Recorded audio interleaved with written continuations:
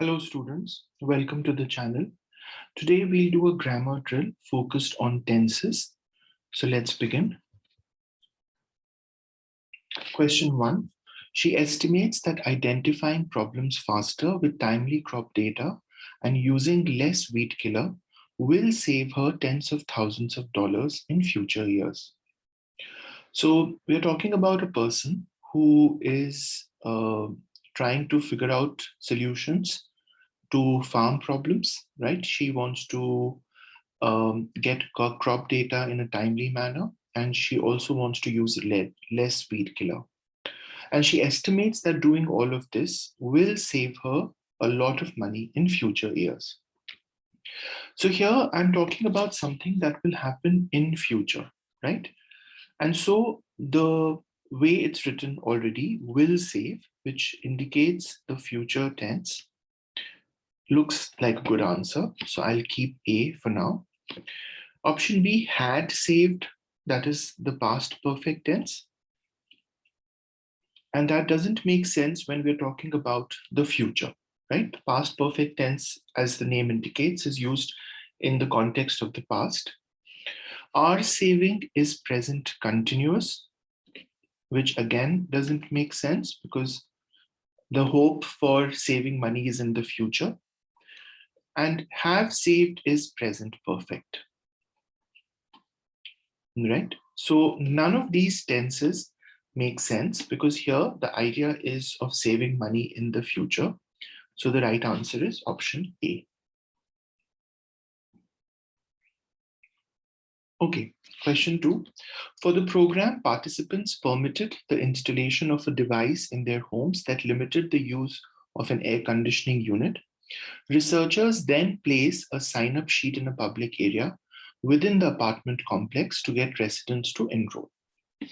So here I'm talking about some program that was monitoring air conditioning usage by the residents of an apartment complex.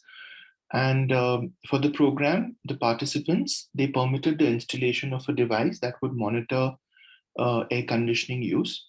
And once this was done, researchers place, or whatever verb we need to use, the correct tense, they put a sign-up sheet in a public area.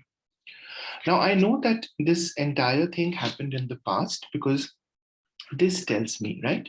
This is in the past tense. So I know that I'm describing an event that has already occurred. So I can't say place because this is the simple present tense, right? The simple present tense cannot be employed here because we are describing an event in the past. And so the best answer for this would be option D. Researchers then placed a sign-up sheet in a public area to get participants or residents to enroll.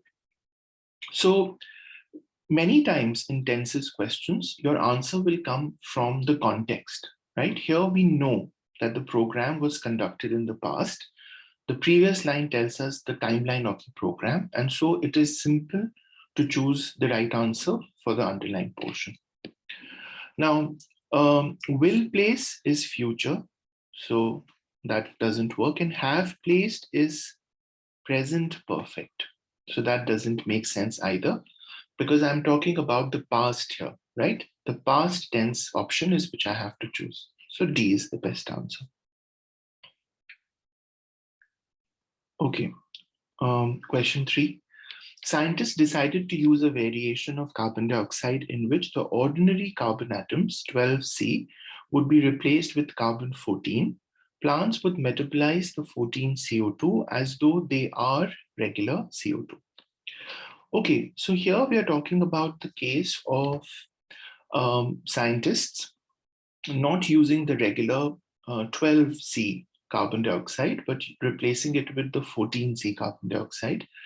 And then it says that plants would metabolize the 14 CO2, the one with carbon 14, as though that carbon dioxide were the regular carbon dioxide, the C12. So here we are talking about a hypothetical scenario, as though refers to hypothetical scenario. And with the hypothetical scenario, we always use the verb were, whether it is singular or plural. Whether the subject is singular or plural, we always use the verb were. For example, he behaves as if he were the boss, right? He behaves as if he were the boss. Why do I say as if he were? Because he's actually not, right? He's actually not the boss, but he behaves as if he were. So it's a hypothetical. So here, even though I'm saying he, which is a singular noun, I use were, right? So this is something that you need to remember, that for hypotheticals, you always use the verb were, whether the noun is singular or plural.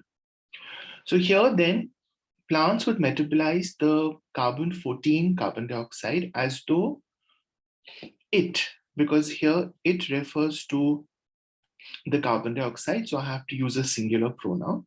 So I can't use they, right? Because I'm referring to carbon dioxide, so it has to be it. As though it were regular CO2. It were, right? Because as I said, it is not regular CO2, but plants would think it were, right? So this is hypothetical. And so the right answer is option C. Okay, question 4.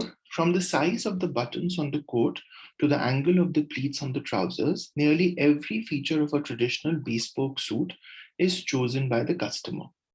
Still, Andrew Ramiroop, a pioneer of bespoke tailoring, encourages young apprentices to develop their own style within those constraints.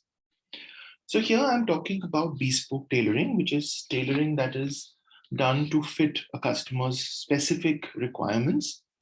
And the first line is telling me that every aspect of a bespoke suit is chosen by the customer, right? So it's not something that you can just go and purchase off the shelf, because the customer will tell you what buttons to use, what kind of angle the pleats on the trousers should have. So every part is chosen by the customer. And yet, even within those constraints, right, Andrew Ramiroop, who's a pioneer of this craft, he encourages people who have joined this profession, young people, young apprentices, to develop their own style within these constraints. So again, the context tells me that this is being spoken, or this is being said in the present. Every feature of a traditional bespoke suit is chosen, right? So that is the present tense. I know that from the context. So the context tells me that I should continue with the present tense, right? So Andrew Ramiroop encourages young apprentices, right? So this sounds correct, because Andrew Ramiroop is a person, a singular noun. So encourages sounds good. So I'll keep it for now. Okay, option B is the present continuous tense, right?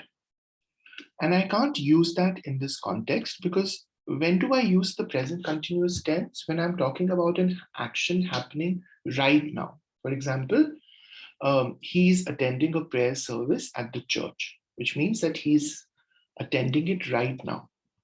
But if I say he attends the prayer service at church every weekend, then I'm talking about a general action, a general occurrence that happens regularly, but may not be happening as I speak, right? So it could be a Tuesday, and I could say he attends the prayer service at the church every weekend, which means that every Sunday he attends the prayer service. So when you're talking about conveying an idea that happens in the present in the general sense, but may not be happening as we speak, then you use the simple present tense, right? And so we need to say he encourages young apprentices, because he may not be encouraging somebody right now, but in general, he encourages young apprentices to work within those limitations. So B is not correct. Okay, will encourage is the future, so that doesn't make sense, because I know that I have to use the present. My context establishes that. And have encouraged.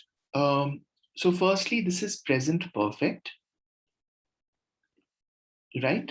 And also there is a subject-verb mismatch, right? Andrew Ramiroop is singular, while have encouraged is plural, right? Even if it was has encouraged, I would not choose that, because has encouraged would not fit the context again, because I'm talking about something that happens in a general sense, right? I'm not necessarily talking about something that happened in an earlier time, because that is what has encouraged would indicate. Here, the context is that this is something he does on a regular basis. So both from the point of subject-verb agreement and the point of tense, option D is incorrect. And so the best answer is option A. Okay, that brings us to the other kind of question that you will see on tenses, where, as we saw in the previous question, option D was violating both tenses and subject-verb agreement. And that is very often seen on SAT and ACT tenses questions. You will have options that may violate subject-verb agreement, and that's one way that you would be eliminating those options. So digital technology has expanded opportunities for creative expression in music. The spread of software that can be used to cut parts from different songs and paste them together have spurred new music genres such as remix. So I have options here. I see that I have spurred, has spurred. So I need to decide, first I need to obviously look at the tense, but I also need to decide once I have the tense whether has or have is better, which means that should I go with the singular has or should I go for the plural have, right? Now, let's first understand the context. I know that I'm using the present perfect here, right? This is the present perfect. So I know from the context that present perfect tense is what I should look for in my answer choices also. Digital technology has expanded. It has done this. Now, that means that I would not choose C and D, because C and D are present continuous, right? So I would not like to choose them because the context has established the present perfect. Also, I can eliminate C and D based on subject-verb agreement. How? What is the noun for this verb? Have spurred, has spurred, whichever. What is the noun? It is spread, right? When you have a long sentence, as we discussed in the subject-verb agreement drill, always try to figure out that one word that acts as the subject for the verb. What has spurred new music genres? It is the spread of software, new software, the spread of software, which means that my verb has to be singular. It cannot be plural. So between A and B, B is the right answer because it has the singular has. So option A is definitely not right.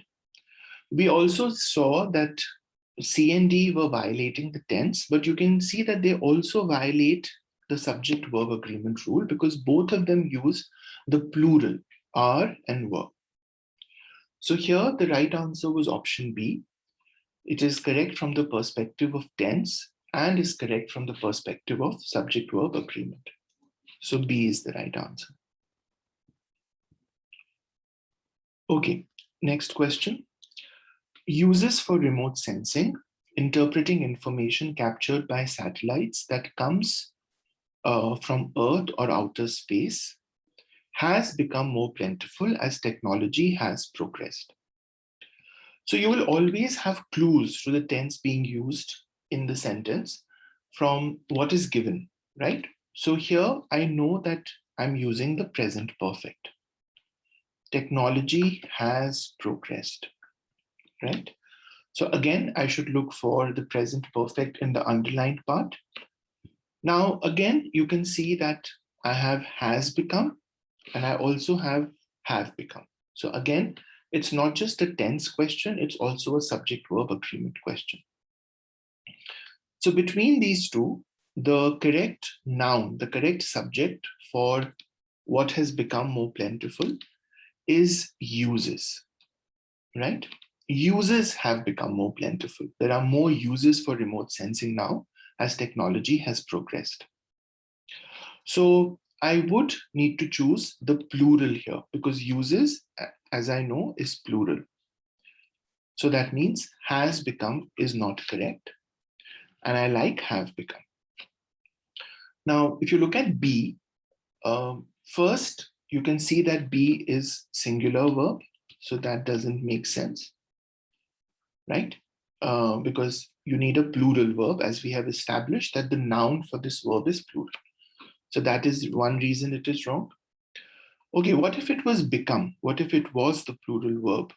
Can I say that? Can I say uses for remote sensing become more plentiful as technology has progressed? No, that doesn't sound right because I'm talking about technology progressing. It has progressed.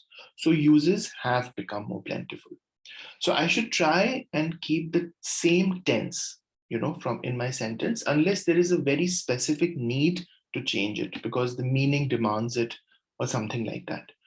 Otherwise, my context would establish the tense I need to choose. So you see, B is wrong, both from the subject verb perspective and the tense perspective. And C, we have already established, is a good answer. In D, I'm saying will have become. That is future perfect, right? And that again doesn't make sense. This is a tense mismatch, right? So D is also out. So the very clear right answer is option C. So you see, when it comes to tenses, a couple of things to keep in mind is look carefully at the context. Let the context guide you on what tense to choose. Is the context in the past, the present, or the future? Look also for the subject and the verb and whether they agree, because very often tenses questions will also test subject-verb agreement. Hope this exercise was useful. If it was, hit the like button and subscribe to the channel. I've already uploaded drills on subject-verb agreement, in idioms and word choice, punctuation, also uploaded videos on modifiers and pronouns. Do check them out and let me know if they are useful. I'll see you guys in a new video soon. Take care. Bye-bye.